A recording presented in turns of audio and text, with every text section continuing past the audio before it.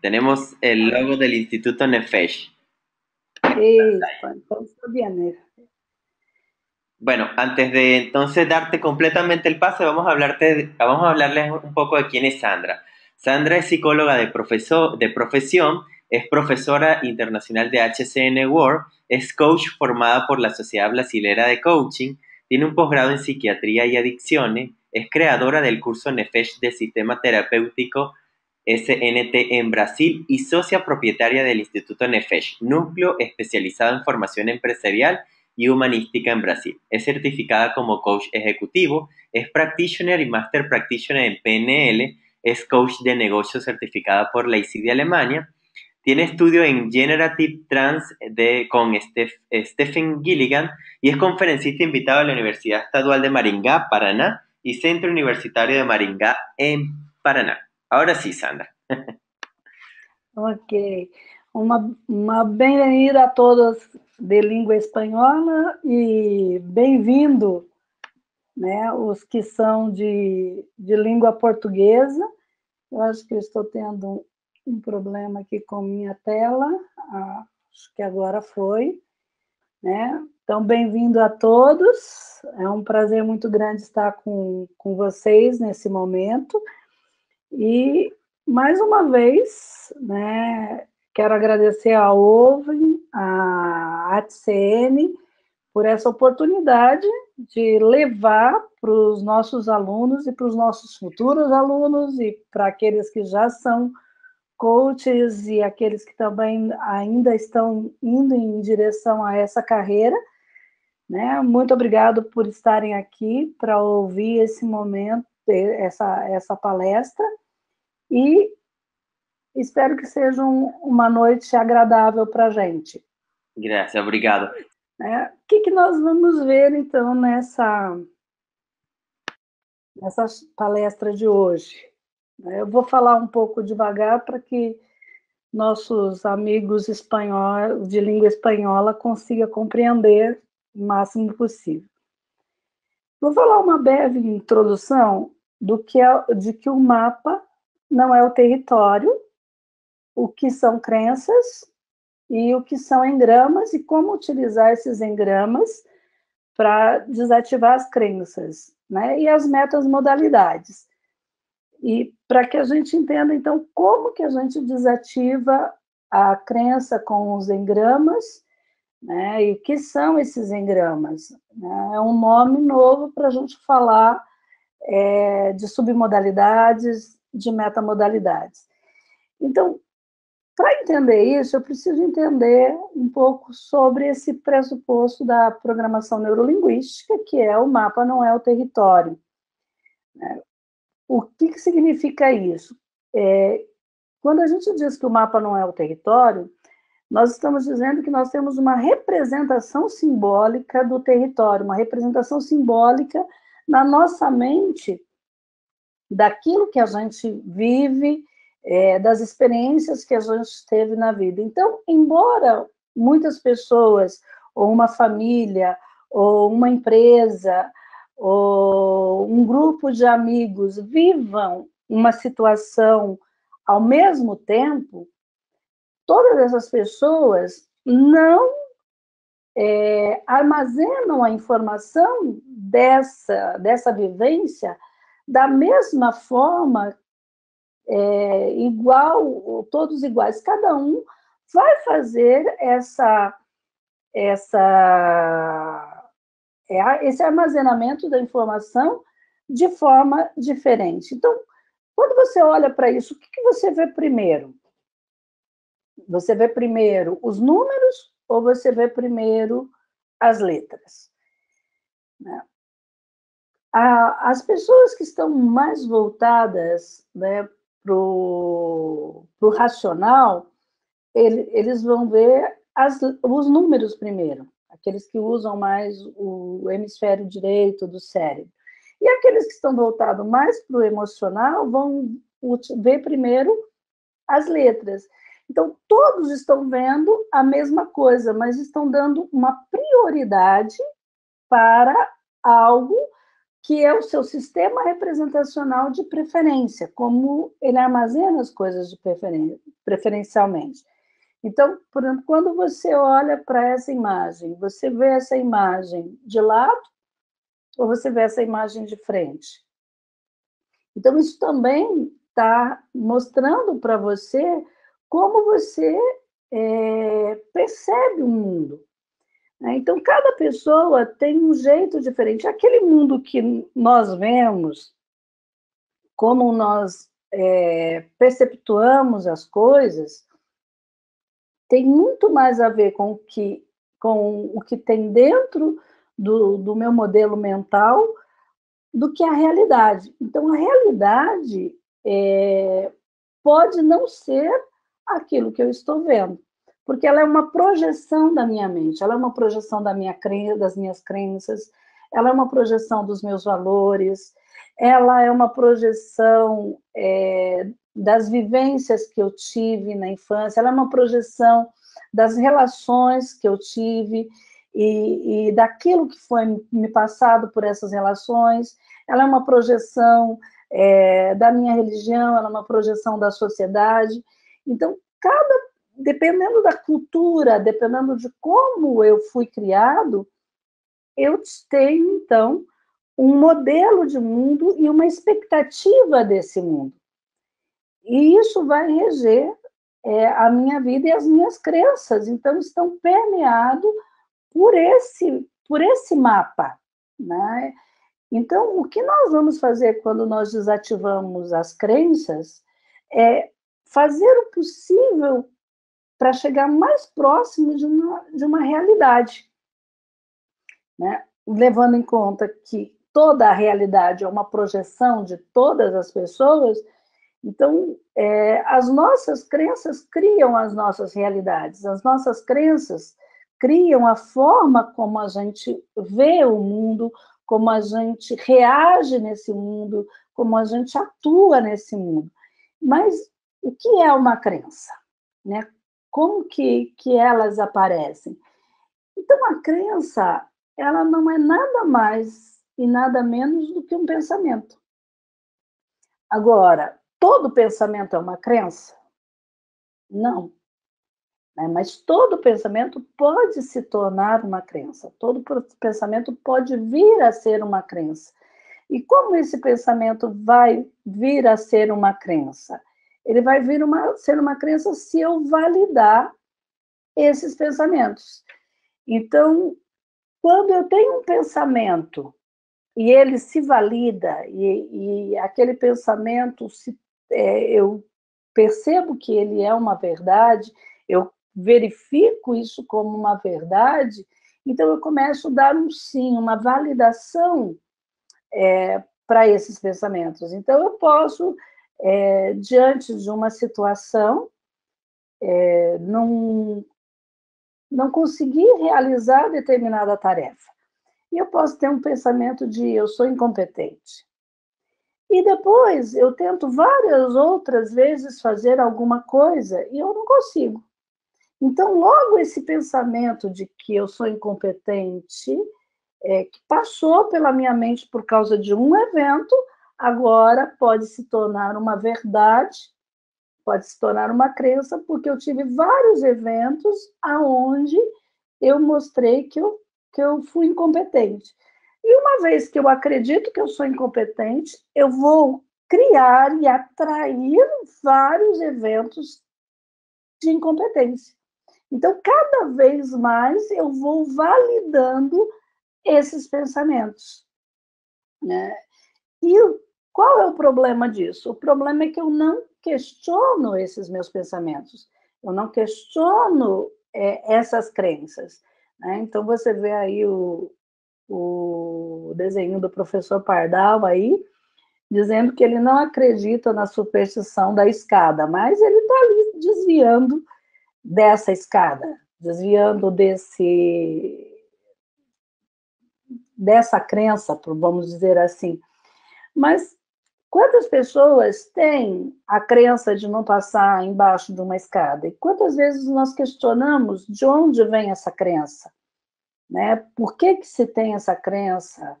Então, muitas vezes nós não paramos para ver de onde vem essa crença. E essa crença de passar debaixo da escada, ela vem do cristianismo. E vem naquele momento em que o cristianismo começa a ter uma noção da trindade. E aí eles começam a imaginar que qualquer coisa que faça um triângulo representa a Santíssima Trindade. Então, logo, passar debaixo de uma escada seria uma ofensa a esse Deus trino. Então, o que acontece? Os cristãos começam a não passar debaixo da escada para que não ofendam a Deus. E dentro desse contexto, então, os magos, os místicos, os bruxos, né, nessa época que surge essa técnica, passam embaixo da escada para afrontar, para dizer que isso que eles tinham poder e que esse Deus não os destruía. O que acontece depois de um tempo? Depois de um tempo, o cristianismo amadurece, vê que isso não tem nada a ver, que isso não representa a Santíssima Trindade, e no catolicismo, no cristianismo, se perde, então, essa informação. Mas fica a crença de que passar debaixo da escada dá azar. E com o tempo, como essa crença não foi criada no mundo esotérico, com os bruxos, com denominados bruxos, né, esses esotéricos, esses místicos, aí o que acontece? Eles ficam com a crença de que passar embaixo da escada dá azar. Aí o que começa a acontecer é que os místicos não passam debaixo das escadas e agora os cristãos passam sem problema nenhum. Então a crença muda e como ninguém questiona, não se sabe por que isso ainda acontece. E isso se acabam criando o que a gente chama às vezes de memes, né? As tradições que vão se passando de geração em geração. Então, o que eu preciso aprender a fazer é ter um controle de qualidade das minhas crenças. Eu preciso pensar as minhas crenças, eu preciso pensar os meus pensamentos para ver de onde eles vêm, por que eles vêm, o que faz com que eu reaja do jeito que eu estou reagindo. Então, o nosso cérebro não tem esse controle de qualidade. Então, as crenças, elas vêm, e se eu não tomar uma providência, elas vão se instalar, elas vão ficar ali, elas vão permanecer ali e vão criar os seus efeitos.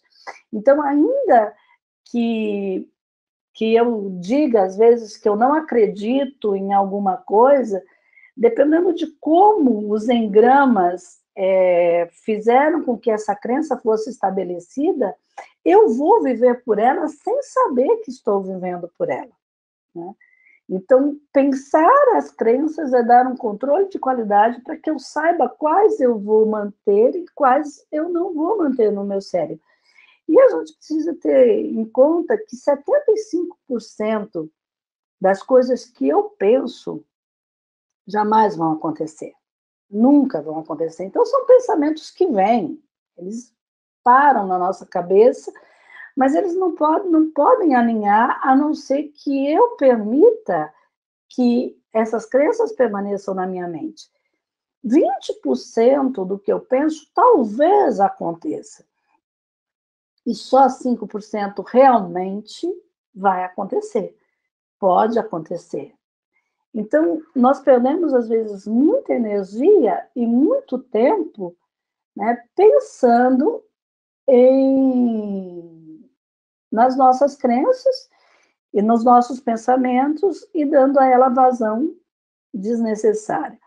Mas o que acontece é que nós não podemos viver nesse mundo sem crenças. Então, a crença, elas são comandos para o nosso sistema nervoso e ele está limitado a obedecer esses comandos. Então, se eu não tenho consciência das minhas crenças, o meu sistema nervoso ainda assim vai viver por elas, vai reagir por elas, vai me levar a agir e reagir em favor desses pensamentos, em favor dessas crenças. Então, essas crenças acabam governando as nossas decisões, governando as nossas experiências, governando as nossas ações.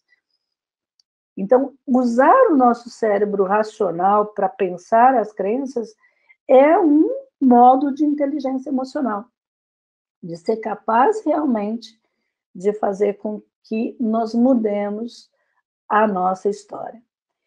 E existem o que a gente chama de crenças fortalecedoras e crenças limitantes. Então, as crenças positivas são os que nos dão poder, liberdade, motivação, proatividade. Mas nem sempre o que nós chamamos de crenças fortalecedoras, elas realmente nos fortalecem. Então, às vezes, eu posso ter crenças boas que me distraem. Por exemplo, eu posso ter crença de que eu devo ser generoso. Só que essa crença pode estar tão disfuncional que de tão generoso eu acabo sendo tonto, eu acabo sendo um idiota dos outros. Então, nem sempre aquilo que nós pensamos ser uma crença fortalecedora, ela realmente é fortalecedora. Né? Então, elas podem, às vezes, estar nos atrapalhando. Então, uma crença fortalecedora, eu aprendo rápido, eu faço tudo que me proponho. Né? Então, às vezes, o eu aprendo rápido pode ser uma crença fortalecedora. Mas eu faço tudo que me proponho é uma boa crença, mas ela pode me fazer escravo dessa crença. Então, eu posso não saber dizer não em alguns momentos. Então, eu preciso, às vezes, estar atento a essas crenças. E existem crenças tóxicas, né? Crenças limitantes, que nos impedem de fazer aquilo que nós queremos, que nos impede de ser aquilo que nós pensamos ser. Por exemplo, eu sou tímido, eu não consigo fazer isso. E todas essas crenças, elas estão carregadas de uma carga emocional, e junto com essa carga emocional, elas estão carregadas de engramas. E você cria uma crença através dos seus pensamentos, esses pensamentos geram sensações, que você vai dizer sim ou não para essa neurologia, para essa emoção, para essa sensação, e depois que você diz sim para essa crença, você vai dar um significado para ela. E você vai viver por esses significados, você vai viver por essas crenças. Então, não tem como viver nesse mundo sem crenças. Nós precisamos das crenças para viver. Então, o que eu preciso saber? Eu preciso saber se essas crenças estão fazendo bem para mim. Se essas crenças me levam a uma vida realmente melhor, se essas crenças me potencializam. Se não, eu preciso desativar essas crenças. E aí é que entra os engramas. Como é que eu vou desativar essas crenças? Como que eu faço para desativar essas crenças? Então, o que são engramas? Que eu acho que o que muitas pessoas estão querendo saber. Eu vi muita gente dizendo para mim, quando fomos convidando para essa webinar, dizendo, mas eu nunca ouvi falar de engramas, eu não sei o que é engramas. Não, você já ouviu falar de engramas, talvez você só não saiba que isso chama engramas. Então, os engramas, eles são marcas duradouras em uma célula. Então, desde a sua concepção, você está percebendo a vida e criando o seu mapa de mundo através dos seus engramas. Né? Então, como é isso? Você recebe uma informação através dos seus sistemas representacionais e através de uma carga emocional. Isso vai ficar marcado na sua célula, isso vai ficar marcado na sua genética. E essas células vão se reproduzir, essas células vão se desenvolver.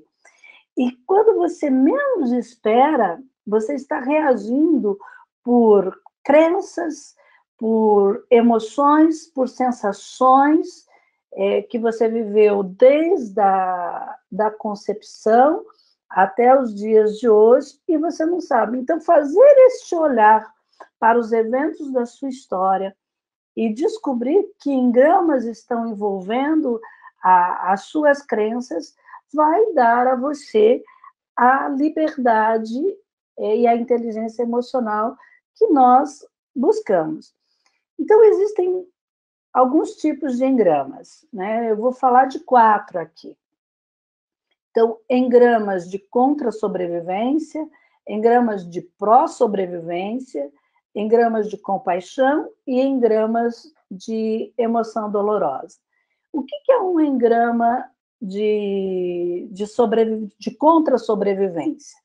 Então, contra quer dizer o oposto, o que se opõe a. Então, nós temos uma quantidade infinita de engramas, né?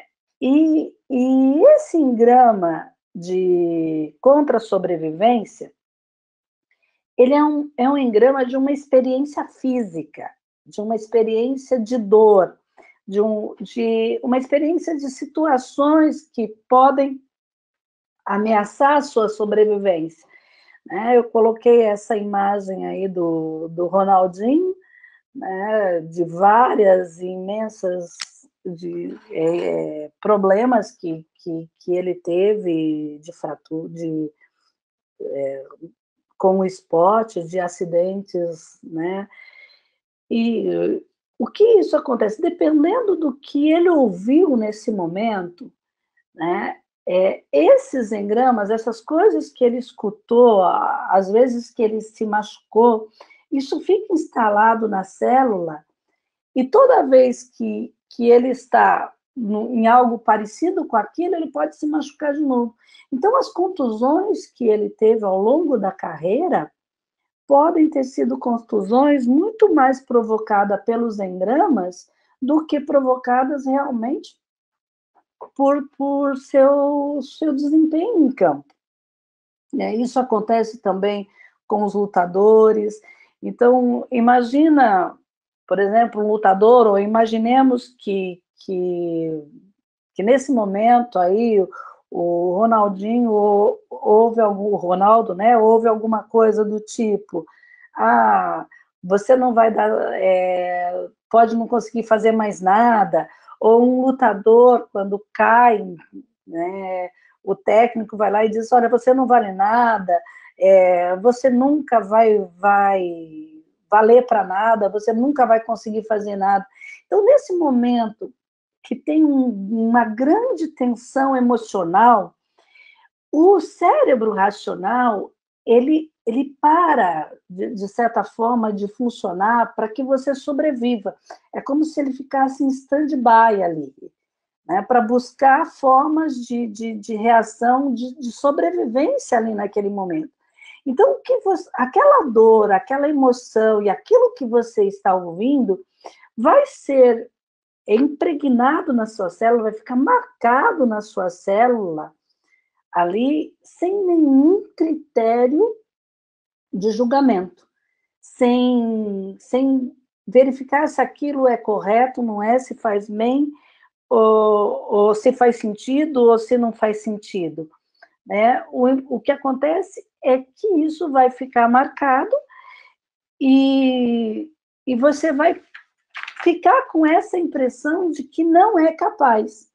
Então, o que acontece é que num momento da sua vida, onde você precisa, às vezes, reagir, você precisa fazer alguma coisa, você pode simplesmente acreditar que você não é capaz, que você não vai dar certo, que você não consegue. E isso vai ser ativado simplesmente pela emoção. Então, esse é que é o problema. Então, a carga emocional que você assimilou, esses pensamentos, essas falas, o que você ouviu, o que você sentiu, vai estar ali de tal forma que pode, em dado momento, fazer com que você não avance. E o que isso ajuda um coach? Né? O que dentro de um processo de coaching o coach pode fazer para o seu coach? Diante de uma crença limitante, se ela for uma crença de sobrevivência, de não capacidade, de limitação, O coach pode utilizar, por exemplo, a hipnose nesse momento para verificar quais são os engramas que estão envolvendo essa crença e de onde ela vem. E aí fazer uma troca de submodalidades. E eu vou falar de submodalidades mais à frente para aqueles que não são coaches e que não estão acostumados com esses termos. Daqui a pouco eu falo sobre submodalidades. Então, nesse momento, o que um coaching pode fazer? Pedir para que essa pessoa lembre dos fatos e diga o que ele está ouvindo, o que ele está sentindo, o que ele está vendo nesse momento, levanta as submodalidades desse momento e faz uma troca de submodalidades. Né? Altera essas submodalidades para tirar esses engramas, para mudar esses engramas. Então, é por isso que o processo de coaching, utilizado com a programação neurolinguística, utilizado com a hipnose, ele vai fazer uma mudança a nível de DNA. Então, nós vamos mudar essas submodalidades, esses engramas que estavam marcados naquelas células. Nós vamos alterar esse engrama e isso vai fazer com que a pessoa possa mudar a sua vida. Né? Então, quando eu estou num engrama de contra-sobrevivência, nós temos uma tendência para o prazer, nós temos uma tendência para o potencial. E a contra-sobrevivência, a dor máxima, ela está ali. Né? Então, quando esses engramas começam a atuar sobre a minha vida, então essa potencialidade começa a baixar e eu vou para um momento de dor, para um momento quase de morte, onde eu corro grandes riscos. Né? Então, eu fazendo essa desativação, eu avanço. Então, um engrama de pró-sobrevivência, o segundo engrama. Pró quer dizer a favor, é um engrama que apoia. Embora a gente pense que esse engrama que apoia é um engrama que vai trazer algum benefício, na realidade pode não ser. Né? Ele pode ser um engrama que parece que vai te ajudar, mas ele acaba não te ajudando. Né? Então, tem aí esse momento do lutador aí que está no momento pós-luta, no momento em que está machucado, né? Ou ele pode estar no momento de luta que ele ainda vai voltar para o ringue e alguém pode dizer para ele assim: olha, você não pode relaxar, você tem que se esforçar, você não relaxa nem um segundo. Então, nesse momento que ele está nesse impacto, né, de voltar a lutar ou de ter lesionado, e ele ouve tipo: olha, você nunca mais vai conseguir fazer nada, olha, nossa, com essa fratura a carreira dele acabou. Então, ele ouve essas informações, junto com a sensação de dor, junto com a emoção, o medo, a insegurança. Então, isso faz todo um quadro que vai fazer com que essas informações que parecem ordens de sobrevivência, que faz sentido para ele, então ele acaba acreditando que ele nunca pode descansar, que ele nunca pode relaxar, que ele vai ter que se esforçar muito. E aí essa informação fica armazenada. Então imagina que um outro momento esse mesmo lutador vai, por exemplo, jogar um tênis, vai brincar de tênis. E aí ele está lá e daqui a pouco ele entra a hora que começa a vir a adrenalina do jogo, da competição, daqui a pouco ele está numa agressividade, está numa correria que ele não sabe por quê. Porque ele acionou o engrama e como ele não pode parar nunca, como ele tem que se esforçar, ele acaba, ao invés daquele jogo de tênis ser algo prazeroso, acaba sendo algo estressante e acaba judiando, acaba perdendo o prazer do jogo, acaba perdendo o prazer da brincadeira. Então, um engrama pró-sobrevivência, ele acaba fazendo parte de impulsos seus. Então, você acaba tomando atitudes para se defender e você não sabe por quê. Então, se você tem um coach que aparece com esse programa de pró-sobrevivência, que está com comportamento inadequado, que está com comportamento desproporcional ao fato, que está reagindo de forma inadequada, pode ser que ele tenha um engrama de sobrevivência. Então, se você trabalha esse engrama de sobrevivência e verifica da onde vem essa informação, ele pode mudar esse comportamento. Então, às vezes, nós ficamos trabalhando na mudança de comportamento de um coach, e, na realidade, se a gente trabalhasse e buscasse ver onde estão esses engramas, onde estão essas informações, de onde vem esse modelo dele, ele poderia mudar totalmente o comportamento dele, né? Então, é uma pista quando você vê alguém com comportamento desproporcional ao fato que ele está reagindo a alguma força de sobrevivência. Depois disso, nós vamos ter o engrama de compaixão. Então, o engrama de compaixão, ele está voltado para aquelas pessoas que salvaram a sua vida. Para aquelas pessoas que cuidaram de você, por exemplo, num momento de dor, né? Então, quando você é salvo por alguém, quando alguém te protege de algum risco, quando alguém cuida de você, se você está em algum sofrimento, esse cuidado vai fazer com que você, a nível inconsciente, acredite que não possa mais viver sem essa pessoa. Essa pessoa é a pessoa que mantém você vivo. Agora, imagina só, por exemplo, você enfermo, com febre, com dores, e imaginemos que a sua mãe não é muito cuidadora, ela não te dá atenção, ela te deixa, e aí chega alguém para cuidar, ou o pai, ou a avó, e diz palavras assim, olha,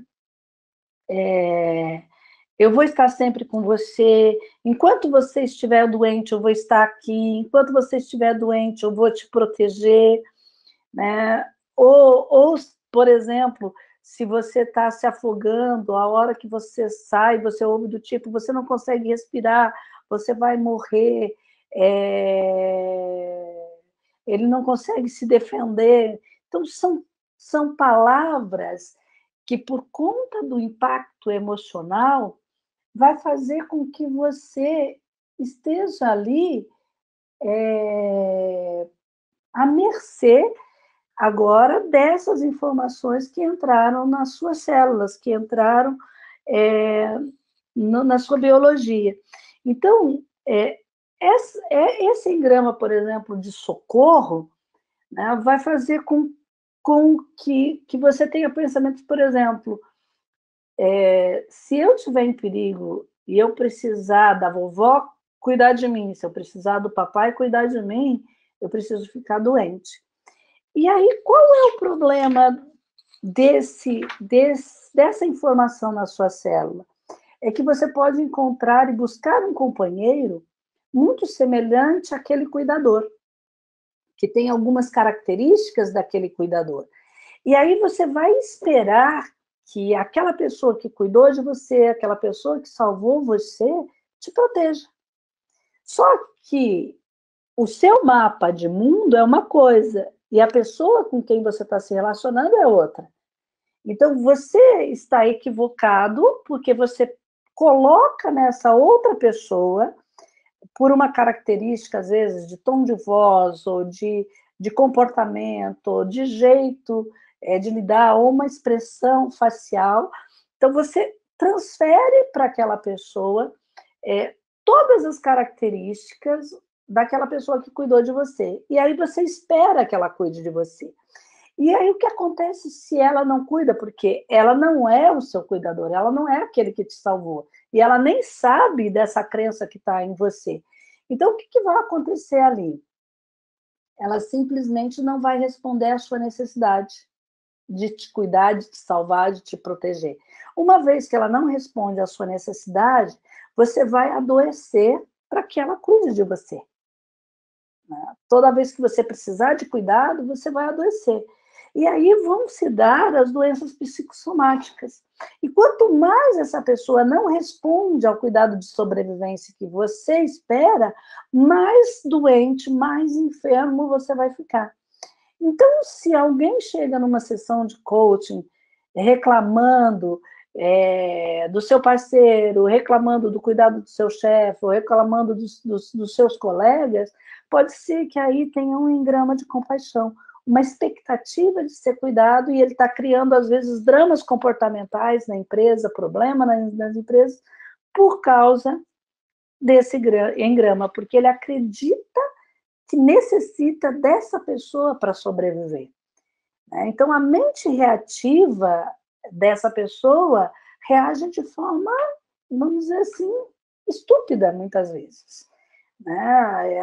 Ele não pensa os engramas porque ele não sabe que eles estão aí atrapalhando, e aí ele reage também de forma desproporcional para sobreviver. Então, se eu necessitar de compaixão, e eu tiver com aquela pessoa que representa ou tem algo, né, do meu mapa de Salvador, e ela não atende a essa salvação, eu posso criar os dramas, as enfermidades, os problemas na minha vida. Então, a sua mente reativa está dizendo assim, olha, quando eu fiquei doente, quando eu estava em perigo de morte, quando eu estava me afogando, né, eu tinha a vovó, eu tinha o papai, eu tinha alguém que me salvou, então eu preciso adoecer, me colocar em perigo para ter esse salvador novamente ali perto de mim. Né? Então, essas pessoas que eu elejo inconscientemente acabam tendo a função de aliado meu. Né? Então, eu tenho a impressão de que eu só vou estar seguro se eu estiver com aquela pessoa. Então, o coaching, ele precisa estar atento a isso. Quais são as dependências do seu coaching? Né? Que dependências ele está apresentando ali na sessão? Que coisas estão fazendo com que ele acredite que ele precisa de alguém apoiando ele? E isso pode ser um engrama que esteja ali atrapalhando esse desempenho, essa melhora de comportamento. Né? E depois nós temos o último engrama do qual eu vou falar, que é o engrama da emoção dolorosa.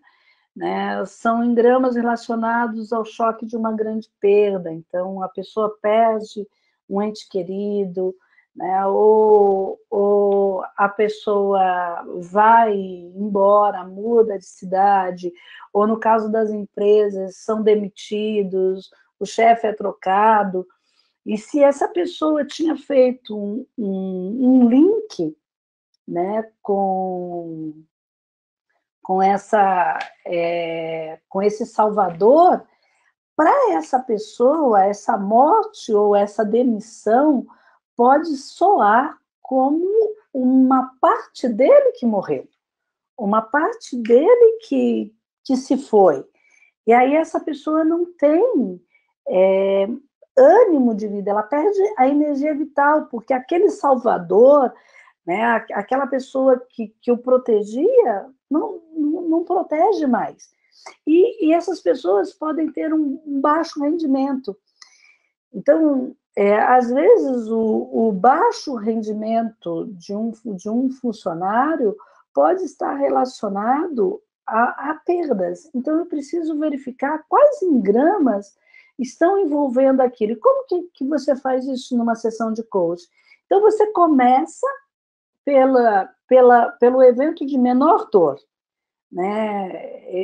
Essa emoção que a gente vai dizer com uma carga mais recente, né? Uma emoção dolorosa mais recente que, que, que esteja se apresentando ali.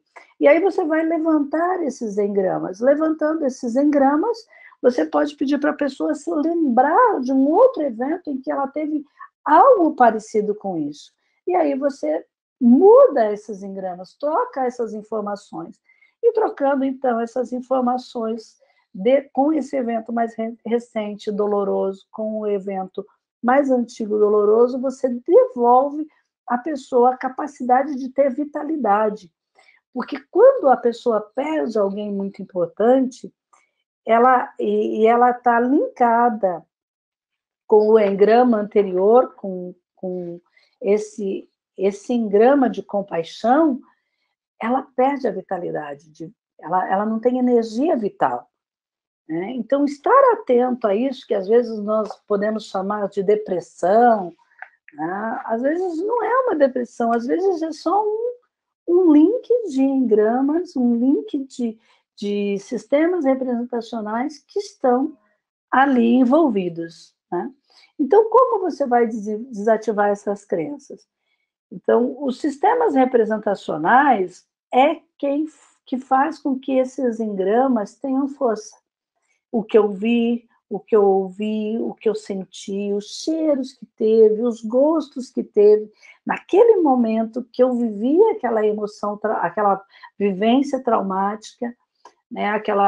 Aquele momento que criou em mim esses engramas. Então, esses engramas vão dar a sustentação a essas crenças. Então, aquilo que eu vi, aquilo que eu ouvi, senti, que eu escutei, se teve cheiro, se teve sabor, vão ser processados na minha mente com omissões, com generalizações, com distorções, criando crenças, valores. Então, essas memórias e as decisões que eu tomei vão ser filtradas por conta desses engramas que estão nos sistemas representacionais, que vão dar o meu modelo de mundo. Então, como que eu mudo isso? Eu mudo isso, né, fazendo com que o meu cliente ouça as representações do modelo do pensamento dele. Então, aquilo que ele lembra da história, aquilo que ele lembra desses eventos, então eu vou levantar os pensamentos, as imagens que estão ali, eu vou levantar os sons que estão ali, eu vou levantar as sensações, os odores, os sabores, e vou levantar também as palavras que estão ali, que ele pensa sobre ele, os diálogos internos dele. Então, uma vez que eu levantei tudo isso, eu vou buscar as submodalidades.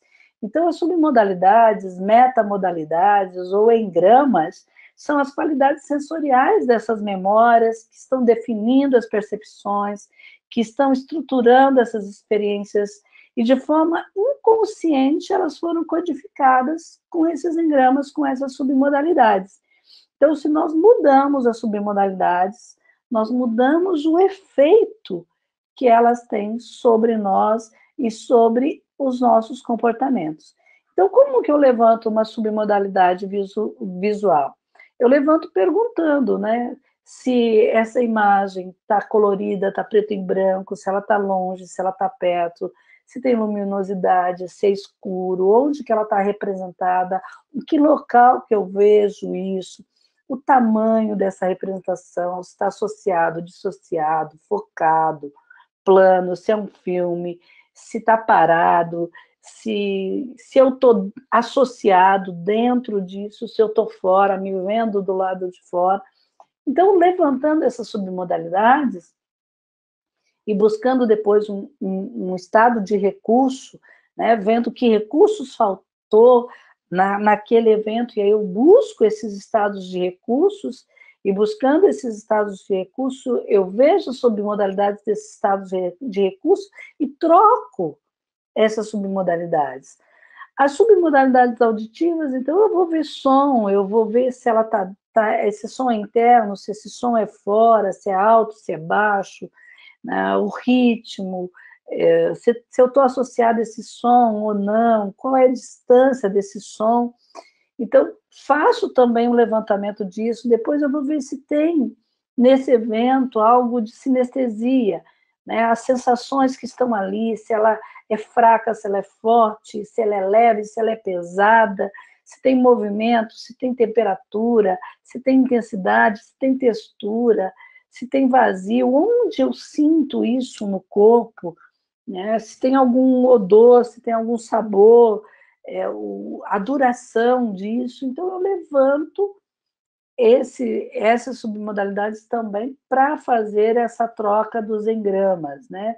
Gosto, paladar, cheiro, se está zonzo, se está desorientado, tudo em relação à cena que apresenta esse sofrimento. E se é um diálogo interno, se é o auditivo digital, então quais são as palavras, o que ele pensa sobre isso, qual a intensidade, né, dessas palavras, e aqui estão aí as crenças, aqui vão aparecer todo esse pensamento escondido, oculto, que às vezes eu não paro para ver por que eu penso, por que eu sinto isso, por que eu imagino as coisas dessa forma. Então, eu vou começar a descobrir o que eu penso sobre mim, o que eu penso sobre os outros, né? E aí, com isso, eu posso fazer um reenquadramento dessas crenças, eu posso trocar essas submodalidades e mudar tudo isso, então, que a pessoa viveu, tudo isso que a pessoa passou. Então, os engramas servem para isso. Eu, eu acho que o nosso tempo está aí, né, Owen, terminando. Eu queria deixar, então, uns minutos para perguntas, para saber o que você leva disso que eu falei, se tem algo que eu possa explicar um pouco melhor, né? Bien, vamos entonces a dar unos minutos para las dudas. Si tienen alguna duda, pueden levantar la mano o escribir a través del chat de preguntas.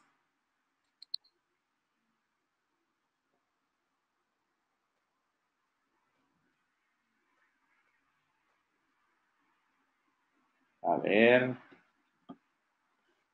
Aí eu não sei, Owen, se eles entenderam tudo ou não entenderam nada. Aquí Se me fiz compreender ou não. ya están escribiendo, escribieron en portugués. Voy a tratar de leer. Hola a todos, en especial a Sandra e Luciane Vargas Monsale, sua aluna do Instituto Nefesh. Essa leitura dos engramas apresentados pelo coaches é importantíssimo no ambiente corporativo. Ela quer saber se isso é importante? Sí, escribe Luciana Vargas Monsale. Uhum. Oi, Luciana. É importantíssimo, sim, Luciana. Por quê?